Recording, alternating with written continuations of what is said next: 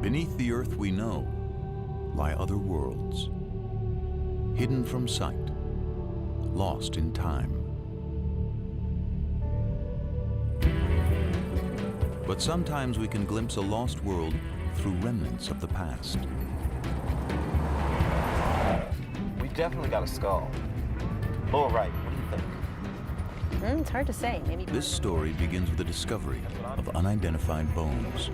depositional environment. It's part of the Niobe. A team of paleontologists will try to figure out whose bones they are and what world they came from. So we got a time frame. That's a start. They were discovered in Kansas, mostly farmland today. But once, Kansas lay beneath a vast sea.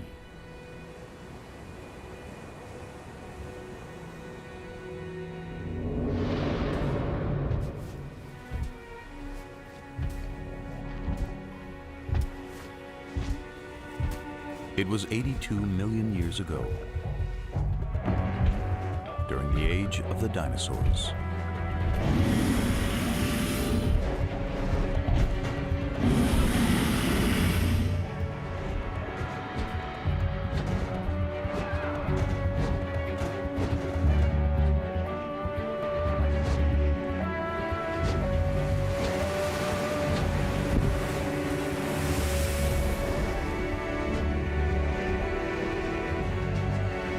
But there was another world of giants on Earth.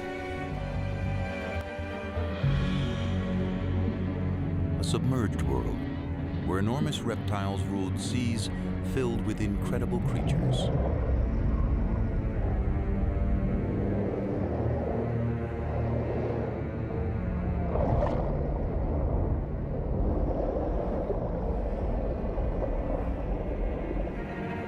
These were the most dangerous seas of all time. No living thing was safe.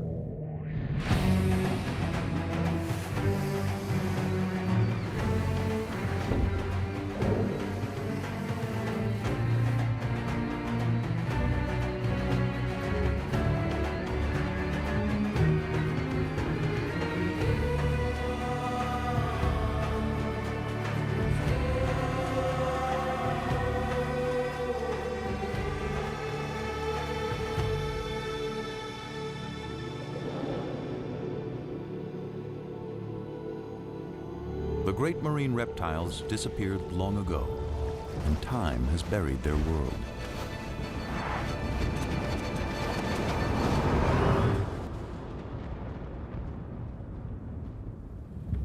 But any of us might still encounter a sea monster.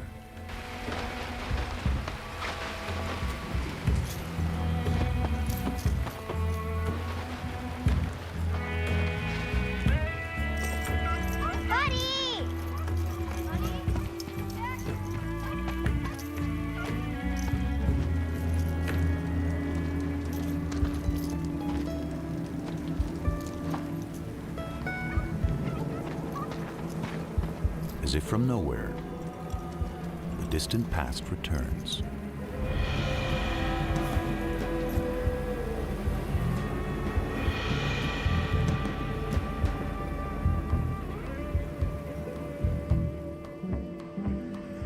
The scientists hope to find not just the fossil of an ancient creature, but a story recorded in its bones.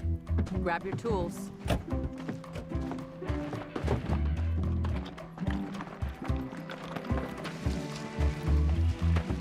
Rain washed some of the chalk away and exposed it. This is great. Okay. They recognize it as something special, Very long and narrow. a rare Dolichorhynchops, a dolly for short.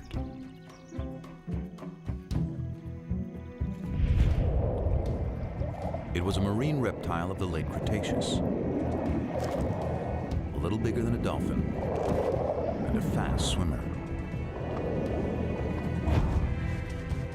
To unravel any story the bones may tell, the investigators will draw on everything they know about marine reptiles. Yeah, it looks like a Hesperornis. Their fossils have been found around the world over decades. matrix materials we've got in the lab seem to... These finds will help the team piece together the story of the dolly and picture the moment in time when it swam in the sea. In many ways, the dolly's world was far different from ours. The climate was warmer, sea levels were higher, and more of Earth was submerged. This dolly would have lived in a vast inland sea that cut North America in two. Marine reptiles were also found in the waters around Europe, which was a scattering of islands, and throughout the world's oceans. In time, they died out and sea levels retreated, exposing vast areas of seabed. Fossils from the ancient oceans turned up on every continent.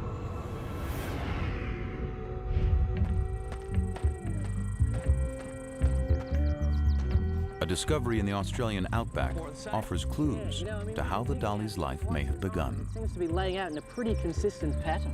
95% of the fossils we're finding here are the bones of juveniles. So many small bones in one area suggest that marine reptiles gathered in protected shallows to give birth. And in North America, that's how the story of this dolly begins to unfold. Imagine that one of the creatures in the shallows is a pregnant Dolichorhynchops. She gives birth to a male, 18 inches long and colored like his mother.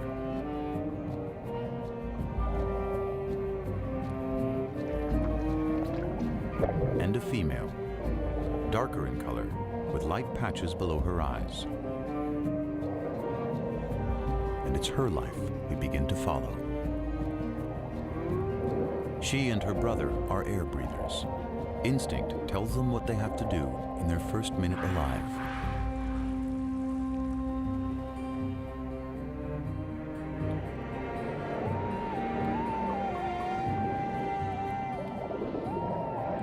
From the beginning, the little female and her brother practice skills they'll need one day, when they'll have to leave the safety of the shallows for the dangerous seas beyond.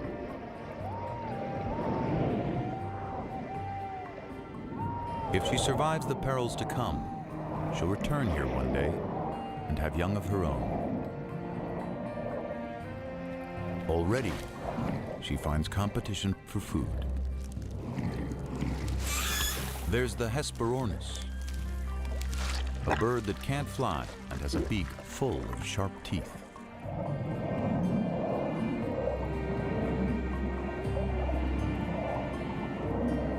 And the Styxosaurus, a distant cousin of the dollies with a supersized neck.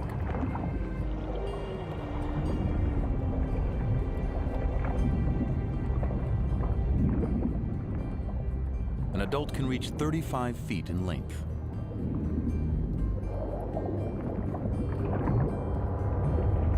More than half of it, neck.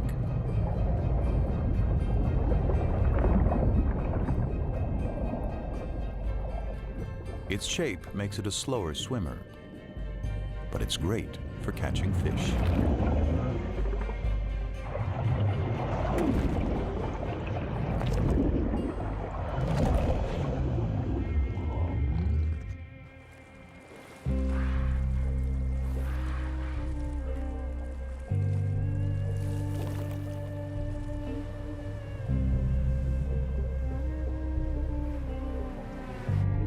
The little dolly soon comes across creatures that move by pumping jets of water from their shells.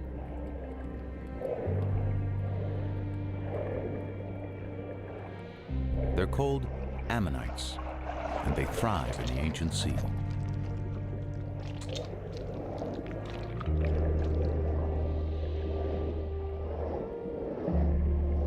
They have rock-hard armor, and perhaps another defense: swim too close like the little female and get a face full of ink.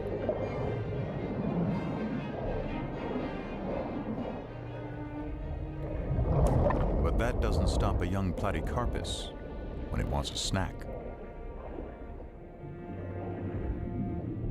Ammonites were once abundant, and their fossils have been uncovered often, even by a road crew in Texas.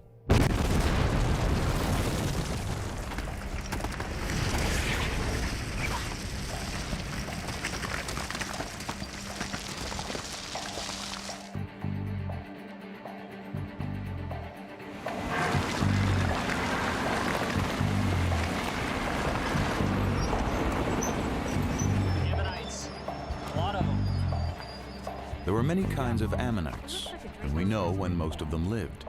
So their fossils are like markers in time.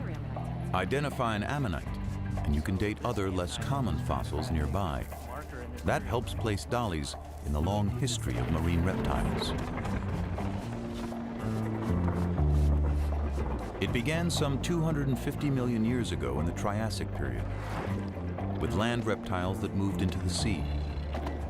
They developed webbed feet, then flippers. Some had elaborate armor. Into the Jurassic, they continued to evolve. To see at great depths, some had eyes the size of dinner plates. Top predators grew immense and powerful, reaching their peak in the Late Cretaceous, near the end of the dinosaur age. The very time when the Dolichorhynchops lived.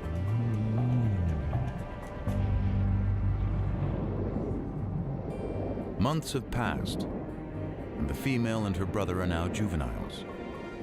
But they're still in the safety of the shallows and unaware of the huge predators in the sea beyond.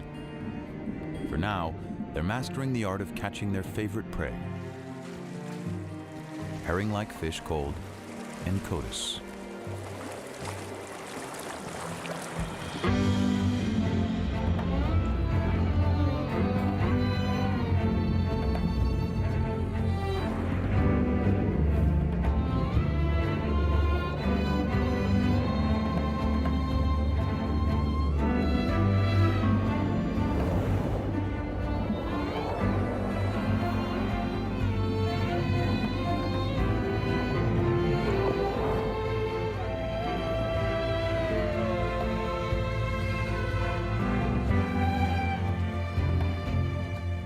Then one day, everything changes for the dollies. Perhaps it's a change of seasons that causes the encotis to head out to sea on a migration. The dollies must follow their main source of food. And that means the young female and her brother must now set out on the journey of their lives, trailing their mother from the shallows out into the western interior sea. It's about the size of the Mediterranean and only a few 100 feet deep. But somewhere ahead are enormous predators.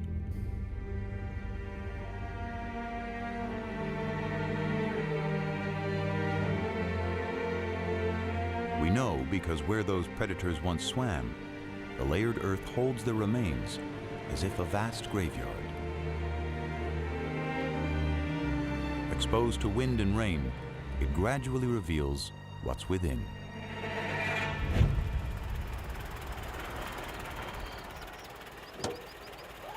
A remarkable discovery was made by Charles Sternberg and his sons, pioneering fossil collectors in the American Midwest.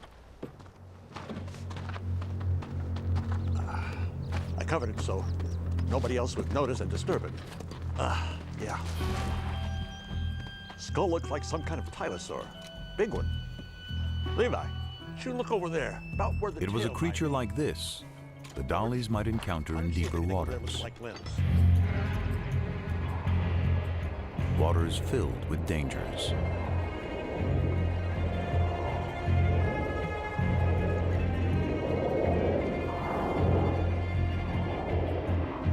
The Tusateuthis was a massive hunter, like the giant squid of today.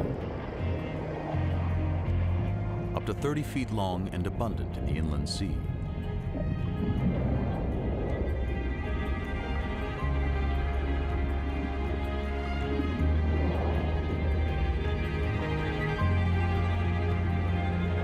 It was too big to be attacked by the Platycarpus, who settles for smaller prey.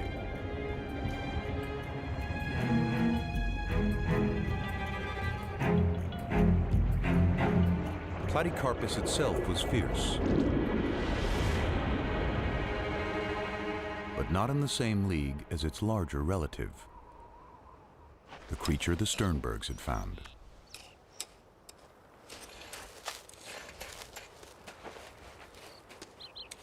Few ocean predators ever would compare with the beast they were uncovering. Think I've got some tail vertebrae over here. Could be lower limb bones, part of a paddle. Skull here, paddle there. Tail vertebra over there. This fella could be giant-sized. It was a giant with no enemy.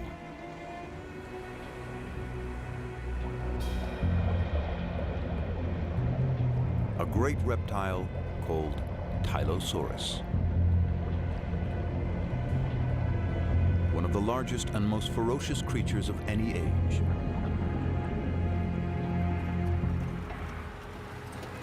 A fossil of a closely related beast tells us more. תבדוק מה מצאנו פה? וואו, חבריה. תראה מה זה, איזה דבר ענק. יא בויה. משהו מדהים, מדדת? Its eyes were as big as grapefruits. מטר, מעל מטר וחצי. Cone-shaped teeth filled its jaws, and the roof of its mouth, perfect for seizing prey.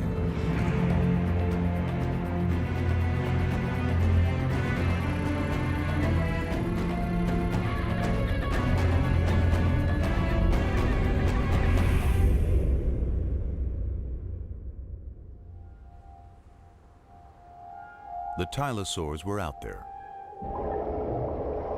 but there were other predators more easily spotted.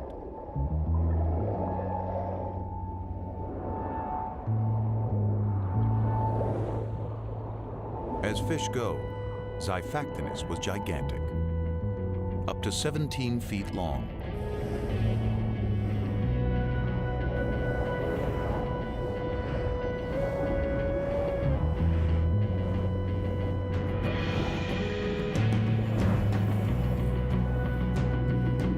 More than twice the size of the little female dolly. It was a hunter that could kill quickly, and this day, one did.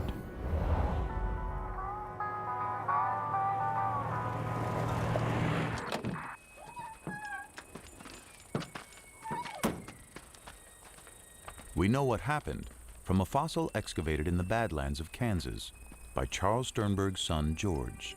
Mr. Sternberg, I called from the newspaper. There's a lot of talk about what you found out here. Glad you could come. Thank you. Caught a pretty big fish here. What is it exactly? This is a 13-foot Xiphactinus, but there's more to it. As I went through digging out the fossil, I noticed something beneath the ribs. I found some vertebrae, kept on going.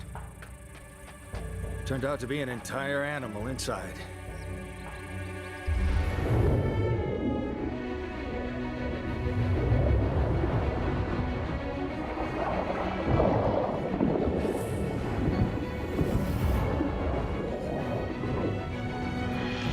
The victim was a 6-foot fish called a Gillicus. Such a mouthful that swallowing it killed the Xiphactinus, a prehistoric victim of gluttony.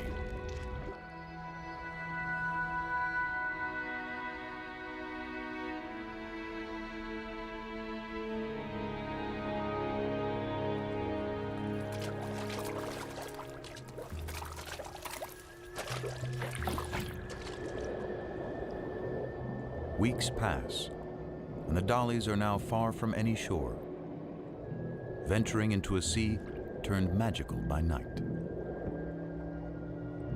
Microscopic plankton give off an eerie glow.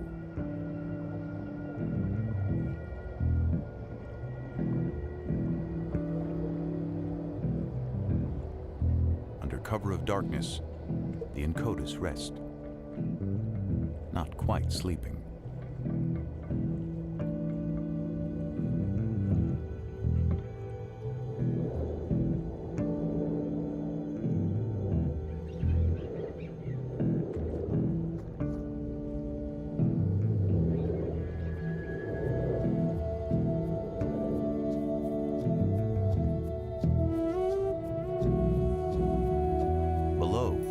is a mass spawning of straight-shelled ammonites.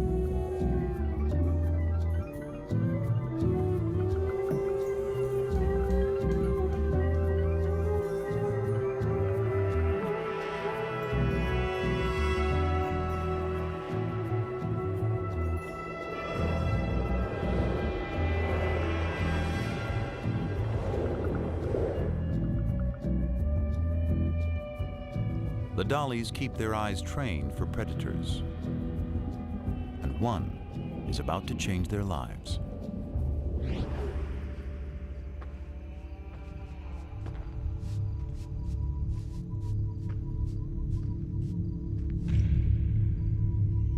There's hundreds of shark's teeth here. After a long day hunting fossils, two amateur collectors unearthed the wealth of shark's teeth.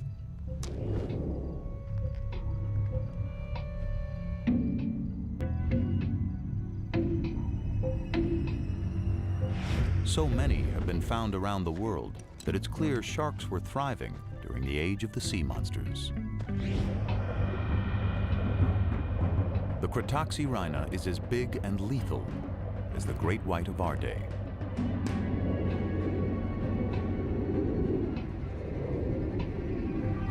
It slices its victims into bite-sized chunks using razor-sharp teeth.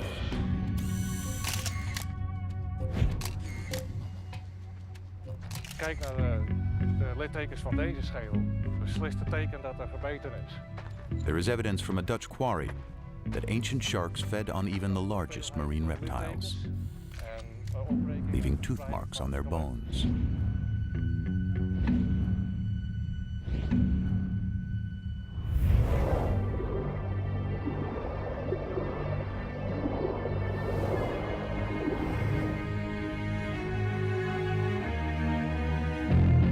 The female and her brother are being watched.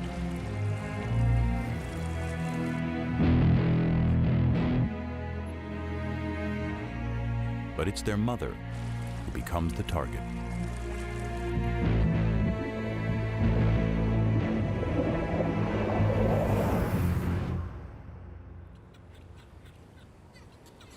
Their mother is gone, but it isn't over. A smaller shark goes after the young female. She's wounded, but she survives the initial charge.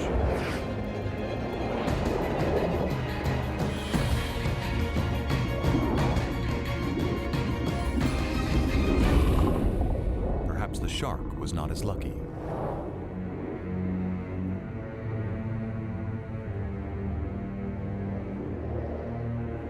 Her injury will heal, though she'll always carry a shark's tooth embedded in her flipper. The two youngsters must now continue on their own.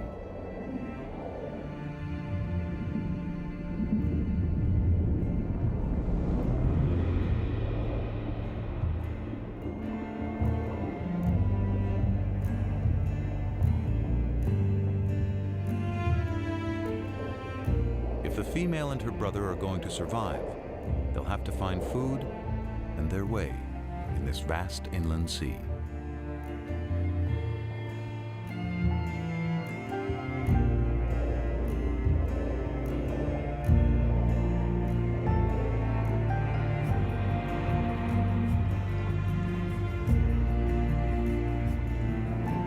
Finally, they see something familiar. A school of Encotus, trailed by other dollies.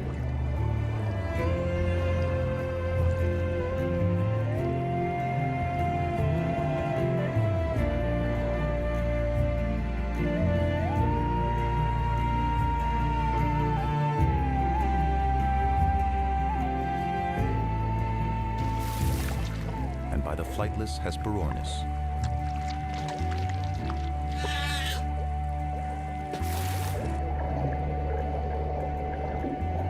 But nearly anything in the sea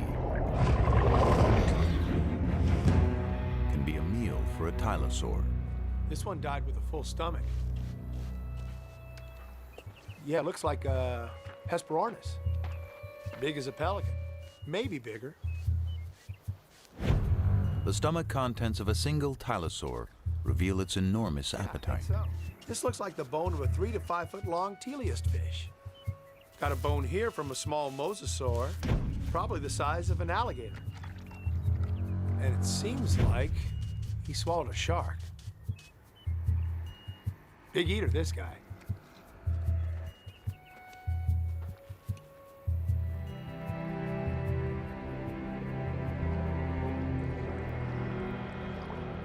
For several weeks, the travelers push on. The female's flipper is slowly healing, the embedded tooth now surrounded by scar tissue.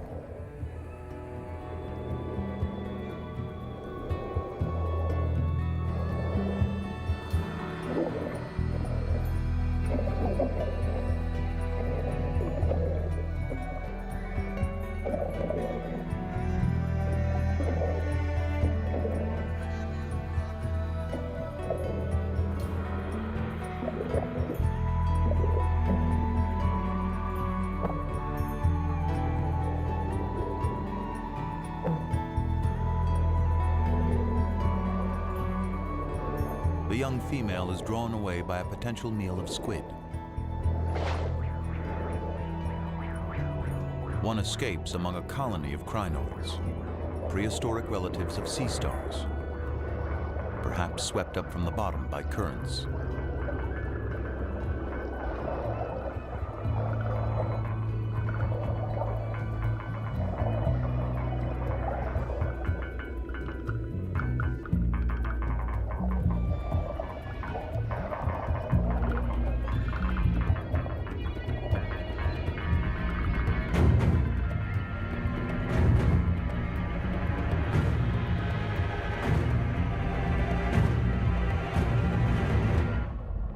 Female has put herself directly in the sights of a giant. Taking the exposed parts of the skeleton together, skull to tail, I'll make the specimen about a 29-footer. Yeah.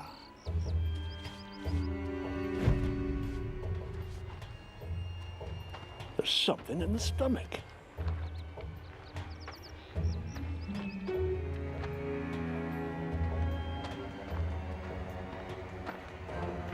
They had found the monster's last meal entombed within its ribs.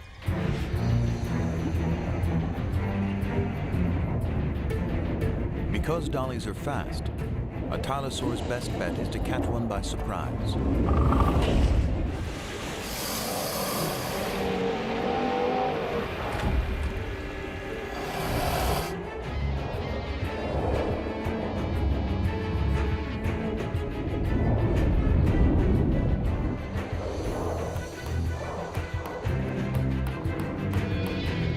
Escapes, but her brother doesn't see the danger coming.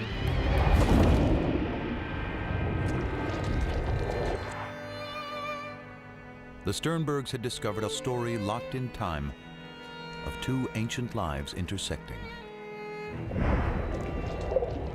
But why did the predator die so soon after eating the dolly?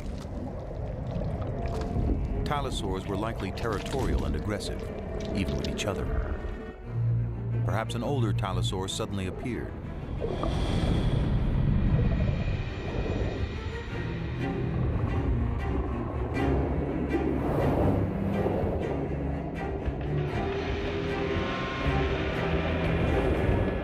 The younger tylosaur is threatened and tiring, slowed down by the large meal in his stomach. The female dolly is forgotten.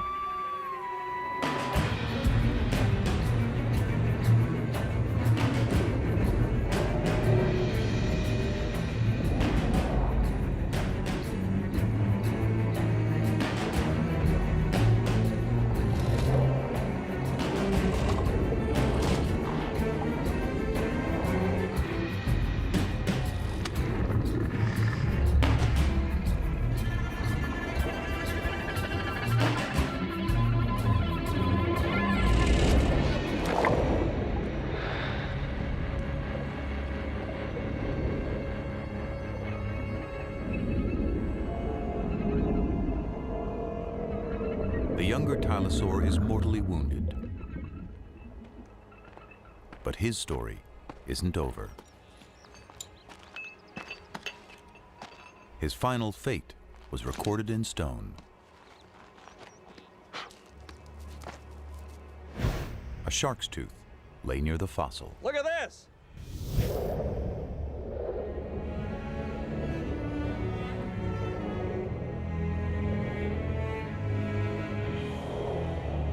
The female moves on with the others.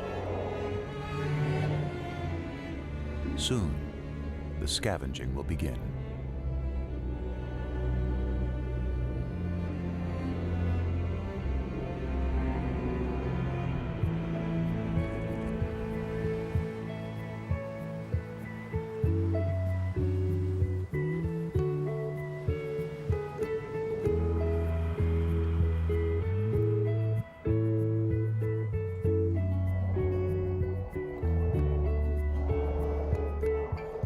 The young Dolly has seen the deaths of her mother and brother, but she survived.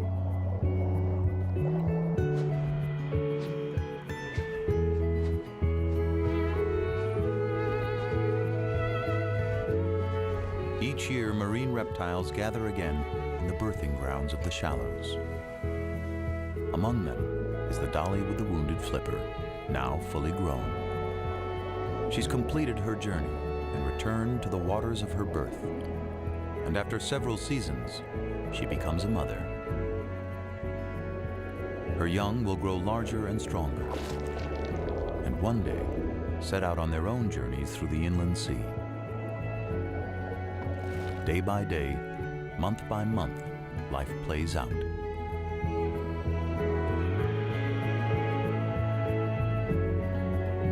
She sees several litters of her offspring mature and depart on lives of their own.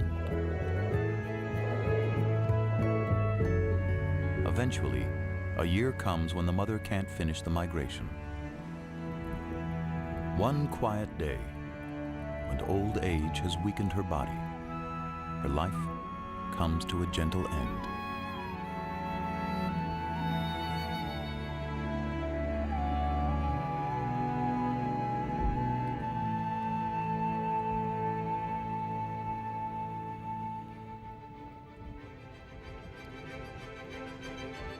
Millions of years worth of days and nights and seasons pass as she lies undisturbed. Sea levels rise and fall.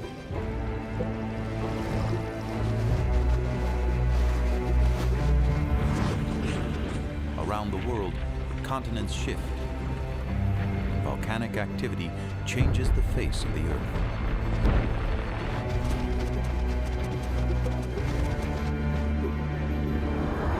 New species appear and old species vanish, including the last of the sea monsters.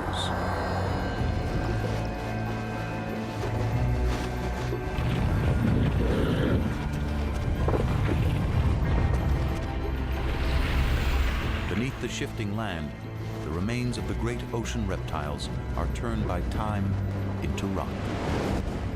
Buddy? And lie hidden until exposed. Buddy?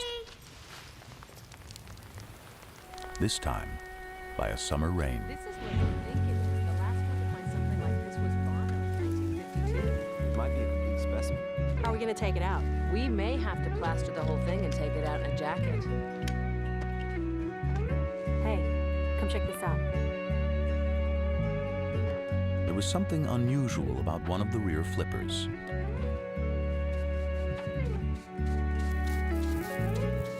A shark's tooth embedded between the bones.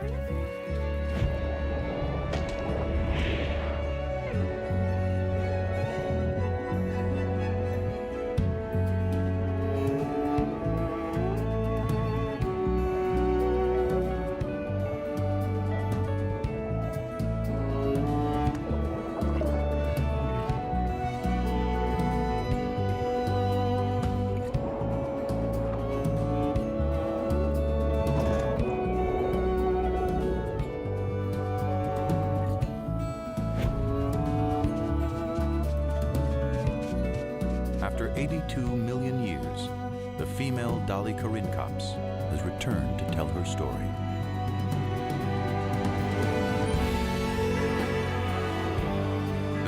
countless other creatures still buried within the layers of the earth, waiting for us to find them, waiting to tell us stories of our world when it was theirs.